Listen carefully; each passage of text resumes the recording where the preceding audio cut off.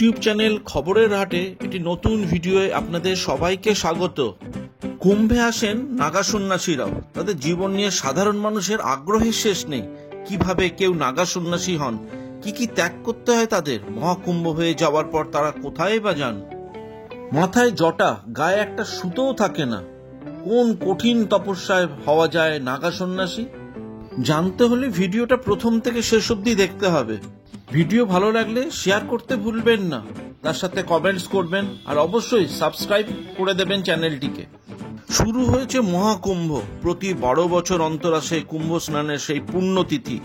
দেশে 4 জায়গায় এই কুম্ভ মেলা হয় ঘুরিয়ে ফিরিয়ে। সেগুলি হলো প্রয়াগরাজ, বারাণসী, উজ্জয়ন ও নাসিক। এবার হচ্ছে বিরল মহাকুম্ভ। 144 বছরে প্রথমবার এই পুণ্যতিথি এসেছে। কুম্ভে পুণ্য স্নান করতে প্রয়াগরাজে ভিড় জমিয়েছেন বিভিন্ন দেশে লক্ষ লক্ষ মানুষ। মনে করা হয় 326 খ্রিস্টপূর্বাব্দে যখন আলেকজান্ডার দ্য গ্রেট ভারতে এসেছিলেন, তিনি বিভিন্ন ধর্মের সমাগম দেখেছিলেন। এদের মধ্যে অন্যতম ছিল নাগা সাধুরা, অর্থাৎ বহু শতাব্দী ধরেই নাগা সন্ন্যাসীদের অস্তিত্ব ছিল। তাদের আরাধ্য দেবতা শিব। পাশাপাশি দিগম্বর জৈনকে অনুসরণ করেন নাগা সন্ন্যাসীরা। আদিগুরু শঙ্করাচার্য দেশ জুড়ে আখড়ার প্রতিষ্ঠা করেছিলেন। গবেষকদের মতে নাগা শব্দটি এসেছে সংস্কৃত থেকে, যার অর্থ পাহাড়। অর্থাৎ যারা পাহাড়ে থাকতেন তাদেরই পাহাড়ি বা নাগা বলা হতো। ব্রহ্মচর্য গ্রহণ করার পর যারা আর গার্হস্থ্য জীবনে ফিরতেন না, ধর্ম পালন করতেন, তারাই নাগা সন্ন্যাসী হন। তবে সাধারণ সাধুদের থেকে নাগা সন্ন্যাসীরা অনেকটাই আলাদা। কুম্ভ মেলায় বিখ্যাত জুনা আখড়া। দূর দূরান্ত থেকে সাধু সন্তরা আসেন। এই আখড়ায় নাগা সন্ন্যাসী অর্জুন পুরী, তিনি নাগা সন্ন্যাসীদের জীবন ও সন্ন্যাসী হয়ে ওঠার প্রক্রিয়া বর্ণনা করেন। অর্জুন পুরী জানিয়েছেন, তিনি 5 বছর বয়স থেকে নাগা সন্ন্যাসী। জ্ঞান হওয়ার পরই তিনি সাধুদের শরণাপন্ন হন। ভক্তি, ত্যাগ, সাধনায় জীবন উৎসর্গ করে দেন। সনাতন চিন্তাধারায় বিশ্বাসী তারা। কারা নাগা সন্ন্যাসী হতে পারেন? তবে সকলে নাগা সন্ন্যাসী হতে পারেন না। প্রাপ্তবয়স্ক হয়ে যাবার পর কেউ আর নাগা সন্ন্যাসী হতে পারেন না। যারা নাগা সন্ন্যাসী হন তাদের ছোটবেলাতেই সন্ন্যাস গ্রহণ করতে হয়। তপস্যা, ধ্যান, কঠোর অনুশীলনের মাধ্যমে তারা নাগা সন্ন্যাসী হন। নাগা সন্ন্যাসী হওয়ার যাত্রা শুরু হয় ব্রহ্মচর্য থেকে।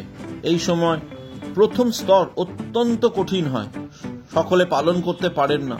শৈশবে আখড়ায় যোগ দিতে হয়।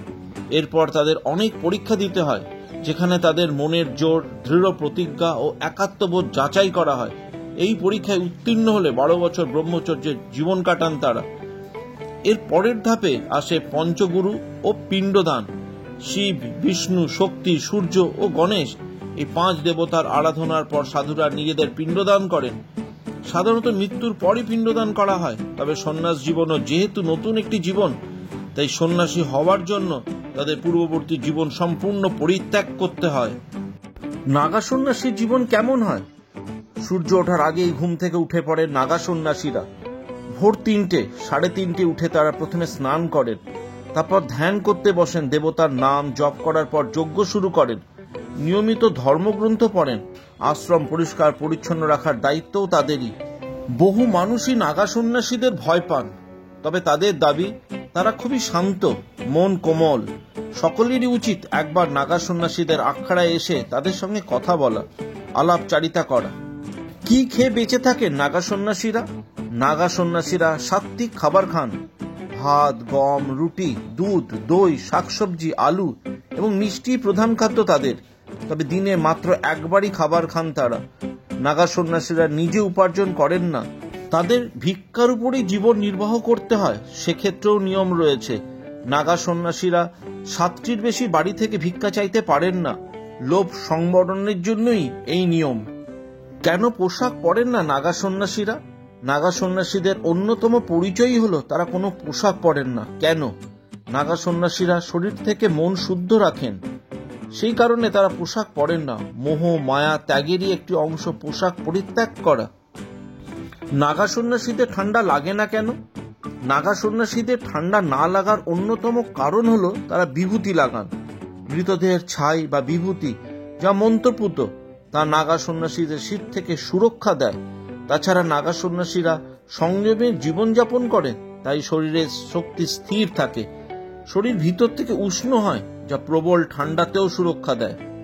নাগা সন্ন্যাসীদের জটা, বিনা পোশাক যেমন নাগা সন্ন্যাসীদের পরিচিতি, তেমনি তাদের জটাও অন্যতম পরিচিতি। নাগা সন্ন্যাসী হওয়ার পর তাদের কাছে দুটি পথ থাকে, হয় তারা চুল কাটতে পারবেন না, জটা রাখতে হবে, নয়তো সম্পূর্ণ চুল কামিয়ে ফেলতে হবে। নাগা সন্ন্যাসীদের ব্যক্তিগত স্বাধীনতা থাকে, তারা জটা রাখবেন নাকি ন্যাড়া হয়ে যাবেন। আরেকটি প্রশ্ন আমাদের সবার মনের মধ্যে আসে, সারা বছর নাগা সন্ন্যাসীরা কোথায় থাকেন? কুম্ভ মেলা উপলক্ষে প্রয়াগরাজে এসেছেন নাগা সন্ন্যাসীরা। মেলা শেষ হয়ে গেলে তারা তীর্থে বেরিয়ে পড়েন। মূলত শীতল দেশে থাকেন তারা, হিমাচল প্রদেশ, উত্তরাখণ্ডের মতো পাহাড়ি নির্জন এলাকায় থাকেন। সেখানে পাহাড়ি গুহায় বাস করেন এবং সারা বছর সেখানে ধ্যানও করেন।